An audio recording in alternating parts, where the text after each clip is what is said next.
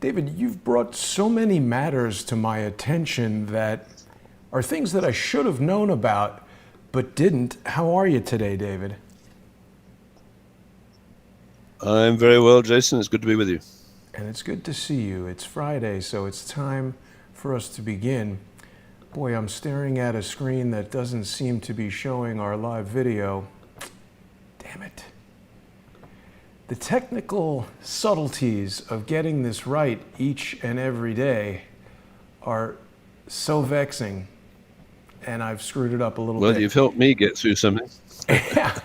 So our viewers who are waiting at the link that automatically came up, and this is such a little gotcha that can sometimes get me.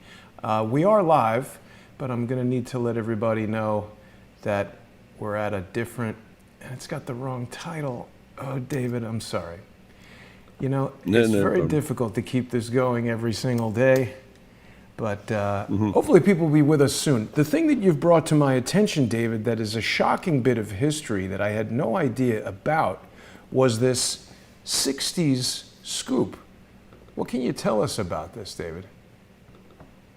Well, this was an extraordinary, I think, federally, that is, federal government of Canada, sponsored program to scoop up Aboriginal or First Nations children from their families and transfer them to the residential schools that existed prior to the 60s. But this was a program that actually put children in the hands of child welfare social workers, and they were adopted out. I'm not quite sure the total phrase. The slang phrase is the 60s scoop, to families, including families in the United States, United Kingdom, and Australia. So this was a massive attack on the sanctity of the First Nations families.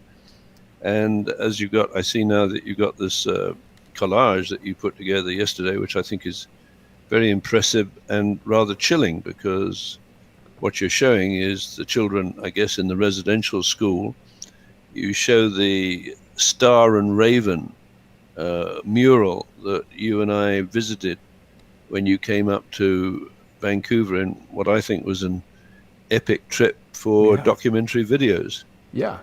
Where someone on the sidewalk said, well, actually, it wasn't a specific order, but they warned us about going into the downtown east side with a camera, because that would create hostilities, and I think we saw some signs of that amongst the people, for whatever reason, are on the street.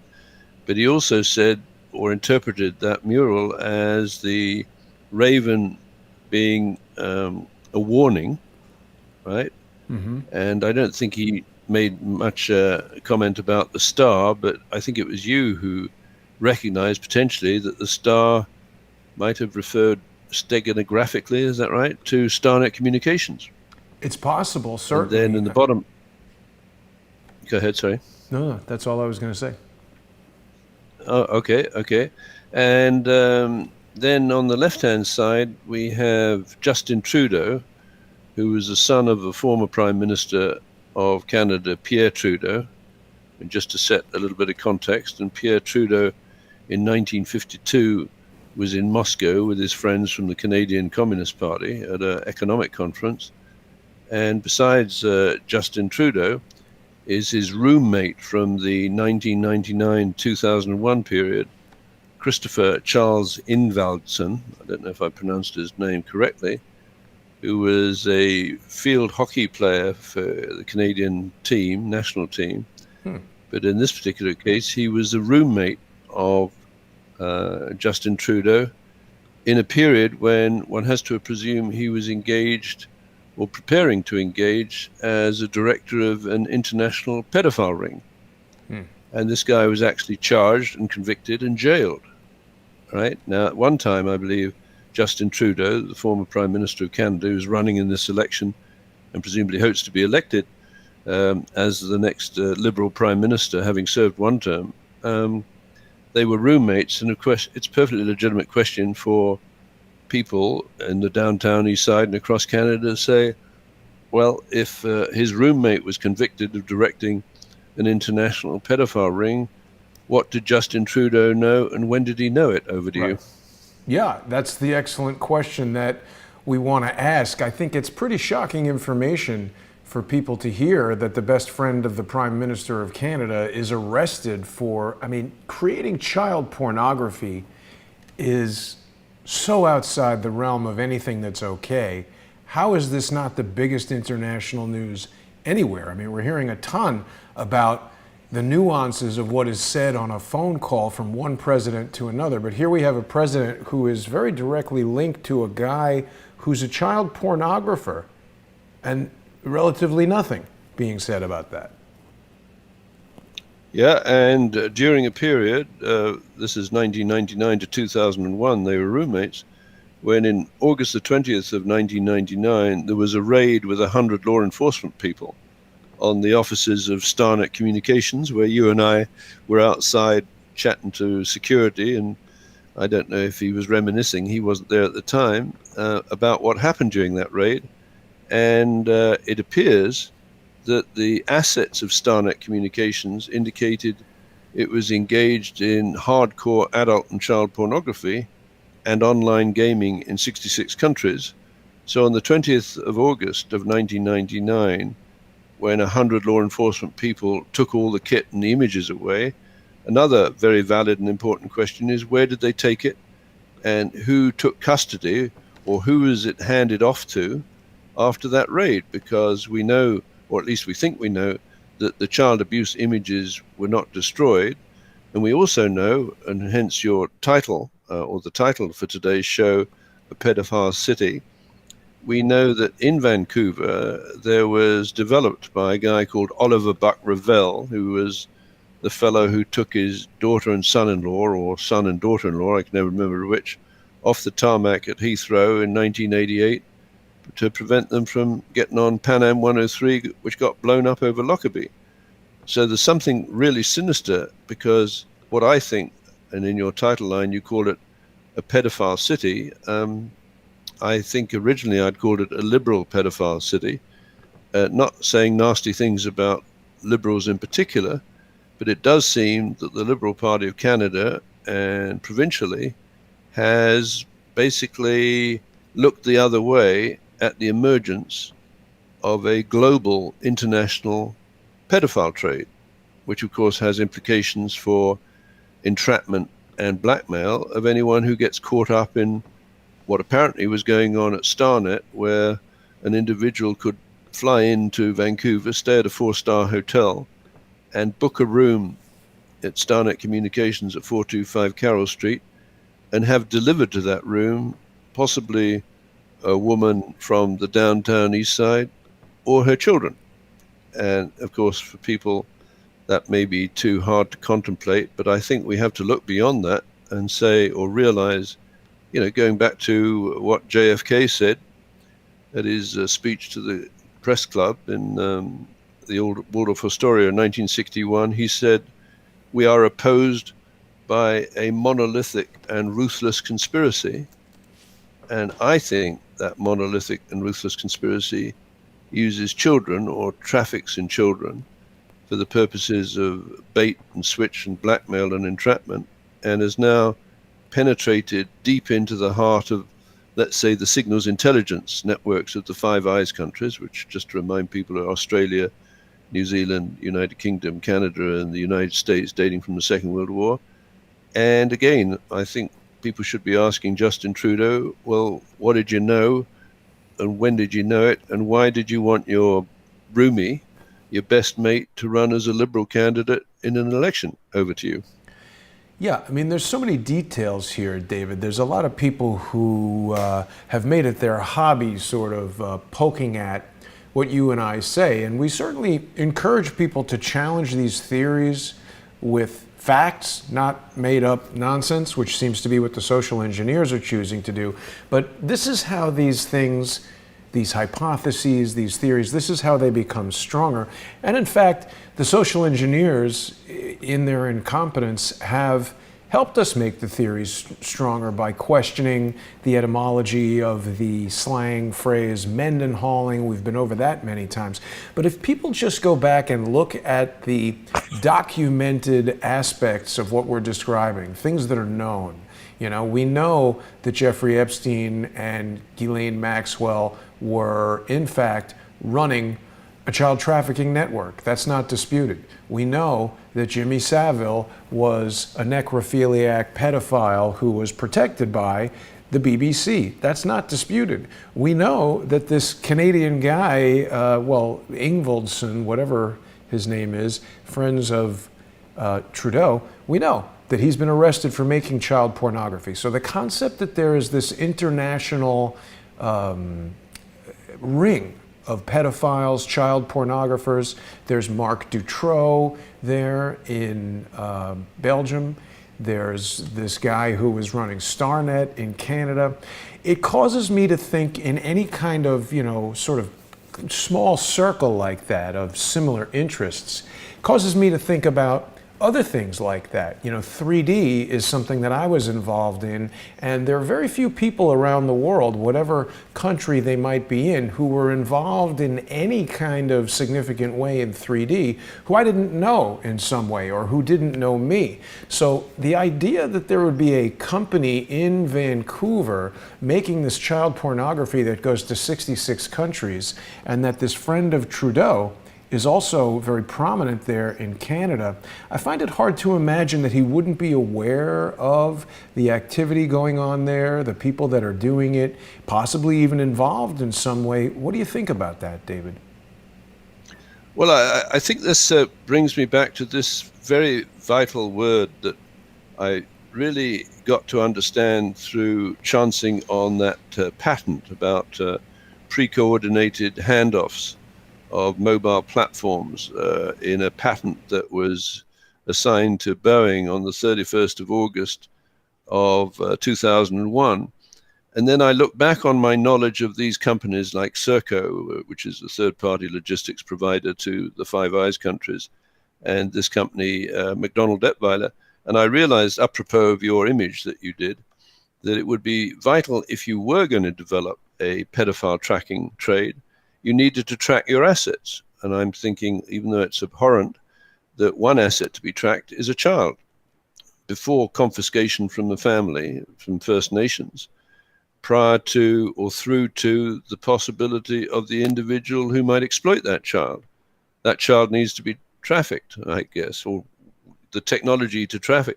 So I discovered very early on, back in the 90s, that this company, McDonnell Detweiler and Associates, now called Maxar, developed a mobile radio data system in the 70s that would allow you to track a confiscated child. And McDonnell Detweiler went on, of course, to develop the software that would allow you to hand off a plane from an instrument approach procedure to a final approach. So the heading of our show today is talking about the possibility of handoff 911. So the idea of using child trafficking or child pornography to make sure the witnesses to this conspiracy, quote JFK, keep their mouth shut. Because basically, if you can run the two networks together, the child trafficking, entrapment, and blackmail, with the handoff of aircraft or ships or trains, so that they end up killing a whole bunch of people or a high-value target. It's basically, I think it fits perfectly what JFK seemed to be saying about a ruthless and monolithic conspiracy, because the people within that trap, they're not going to talk, Jason. They're not going to talk. So what do we know? And what did, coming back to Trudeau running as a Liberal candidate in this election and potentially another term as a prime minister, it's absolutely vital, I believe, Americans ask this guy, because remember, with that StarNet raid, the technology and the child abuse images were taken, and I believe they were taken by a SWAT team or two SWAT teams, one from the IRS, Inland Revenue Service, and the other from Customs. That is to say that that technology was inserted or injected in a number of other cities that I believe became pedophile friendly, including Chicago, Washington, and New York. Over to you. Yeah. Well, it's interesting, David, because I found this patent. I don't know if this is the right one, though. This is a Canadian patent, but it looks remarkably similar to the Handoff patent that you're talking about. It talks about mobile platforms on these planes, ground stations, satellites, video content. I mean, come on. This is like, it's all laid out here. This is the amazing thing about the hypotheses that you share with us, David, is that people who want to say that what you are telling us isn't right, how do they explain this? You're just basically saying, well, here's all the technology to do it, right? Is this the right patent? This is from the Canadian patent office. Absolutely. And the patent was taken out or applied for in Europe and the world and Canada and the United States. But yes, absolutely, that's the patent. And that's August the 31st of 2001, assigned to Boeing.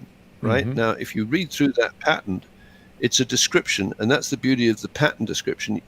I had dinner last night with a very good, very intelligent friend, and she said, and I was describing what I was doing, and she said, oh, well, you don't like Trudeau. It's not a matter of whether I like Trudeau or not. It's a question of you go into the patent office and you find the technology that I believe is appropriate to hand off victims of an international pedophile ring is also appropriate to handing off an aircraft from its regular en route airway into a final approach corridor into the targets of 911. So was there a ground station set up, for example, in that hotel, the Pentagon City Sheraton Hotel, by a protege of the company we love to hate, which is Serco? Absolutely. Serco's protege, Base One Technology, I believe, set up a ground station, as per the description in that patent, to hand off the hijacked aircraft or hijacked drones from an instrument approach procedure into the general scene of the attack to a final approach procedure developed by Air Navigation Data of Ottawa. And so what we've got, I believe, is just looking at the patents and the technologies and their descriptions, and I can, just by my background and training, I can plug the patents together or integrate them to create what I would call a virtual machine or a deductive computing machine. And basically I can replay the events of 911 through a reverse crime scene investigation process, ending with the spin. That's the 7th stage of the event. And I think I just communicated with you about what was going on in building number 7, where on the 18th floor you had the offices of the Equal Employment Opportunity Commission, headed up at that time by the late Leonora Guaria, who's the lesbian partner of Christine Marcy. So she would have had a bird's eye view of the destruction of 911. And immediately after 911, instead of investigating in any significant sense, I mean, it was a government department, who was behind it, they immediately swung into action and made sure that there was no backlash of people who looked like Muslims or looked like Middle Easterners who might have been involved with Osama bin Laden. So it's very, very sophisticated how these people spin into action.